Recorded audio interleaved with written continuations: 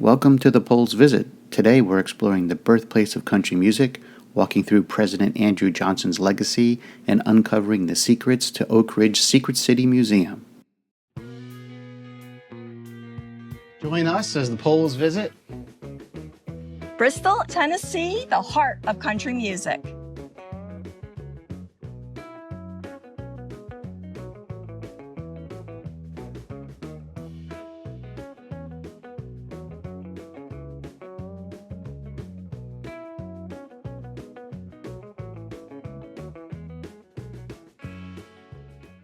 We're standing in two states at the same time.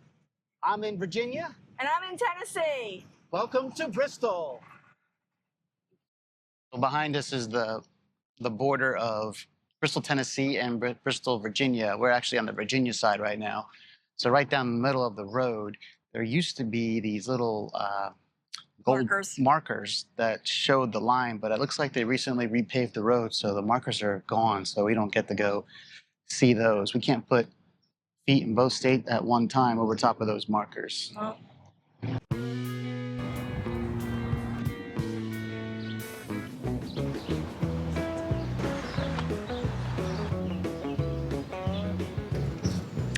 Wow, look at that.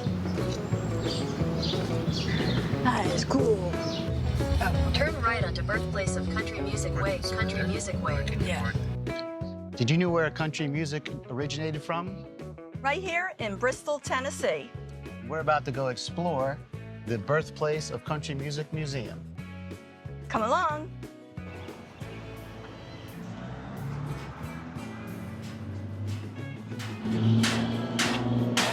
There we go.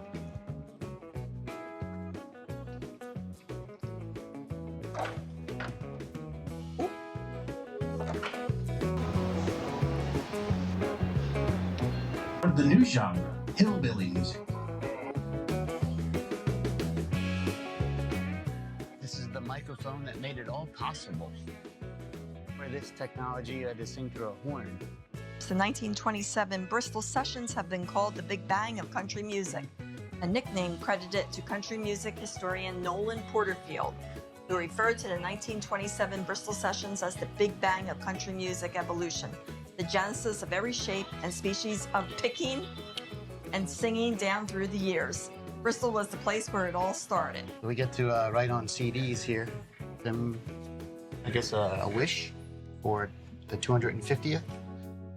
Mine is finding joy in the small moments. Folsom Prison experience. Well, the bad news is we were looking for the actual building where the recordings, where the Bristol session recordings took place. However, all we have are these monuments and some signs hanging around us. And here. RCA. Yep, got the Victor RCA.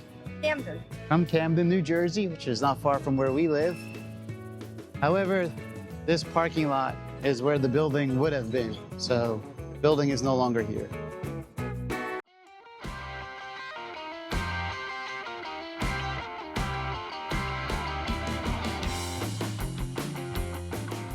We had Delta Blues barbecue. We got brisket, sausage, jalapeno cheddar sausage, burnt ends, collard greens, and fried corn with a barbecue rub on it. Yum. All right.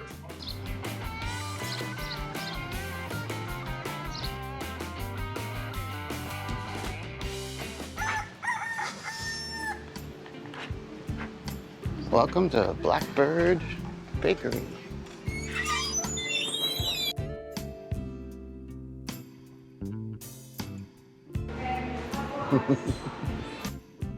Sausage, egg, and cheese nesty, which is a puff pastry with sausage, egg, and cheese.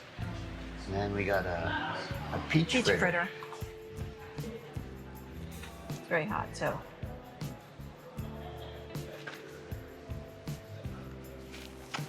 Ooh, hot.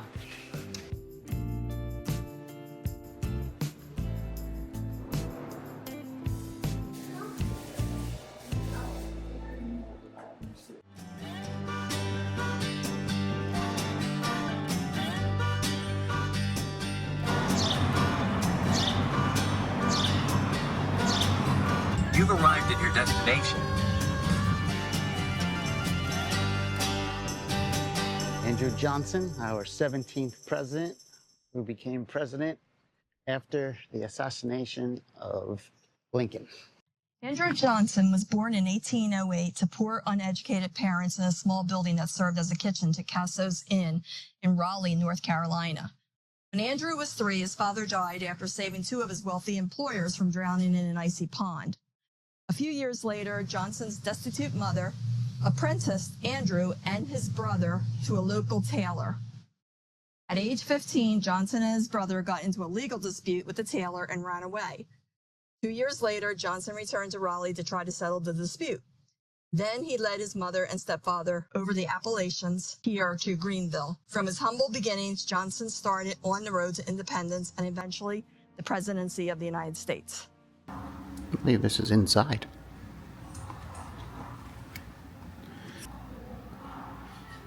There's a wedding coat made by Andrew Johnson when he was a tailor. This is Andrew Johnson's first house in Greeneville that he owned. This is Andrew Johnson's house that he, I guess you could call it the homestead. He purchased it in 1851 for $950. So that's what $950 gets you. Pretty massive house. Broke out in April of 1861. 2 months after the war broke out, Tennessee seceded from the Union, becoming the final state to join the Confederacy. So Andrew Johnson, like many Eastern Tennesseans, was actually, despite being a Southerner, was very heavily pro-Union.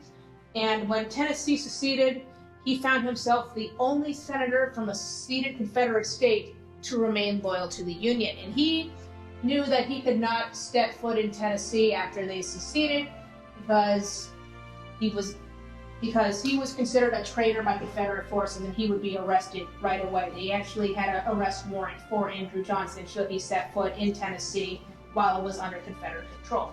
So Johnson was stuck in Washington for quite a while. Just finished up our tour of Andrew Johnson's, I guess, homestead.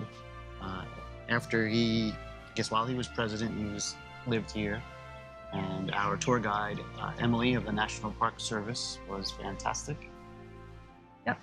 An interesting thing that we learned was that the granddaughter of Andrew Johnson was the last one who lived here, and she actually worked for the National Park Service after she donated the house and gave tours up until 1978. Ooh, that's cool. All right. Okay, that's good. Be good. Don't go anywhere. I'm not sure how well this shows up on camera, but the mountains in there with the clouds over, it's so beautiful. We're at Andrew Johnson's national burial site. And this is the monument erected to him.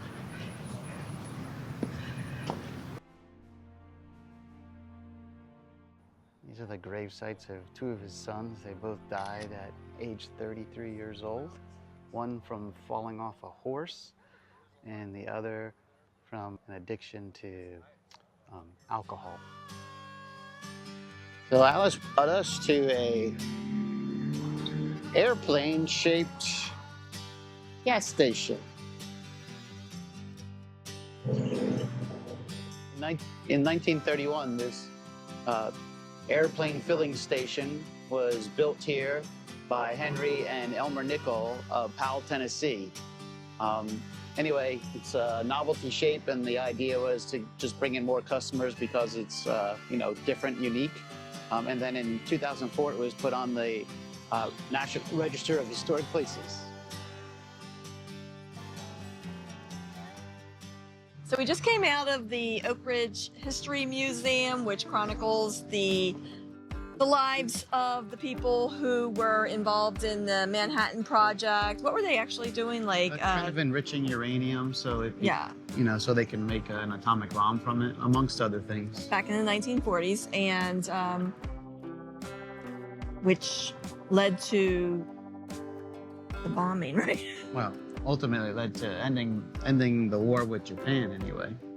Yeah, it was a very fascinating museum. Had a lot of stuff to look at, a lot of memorabilia.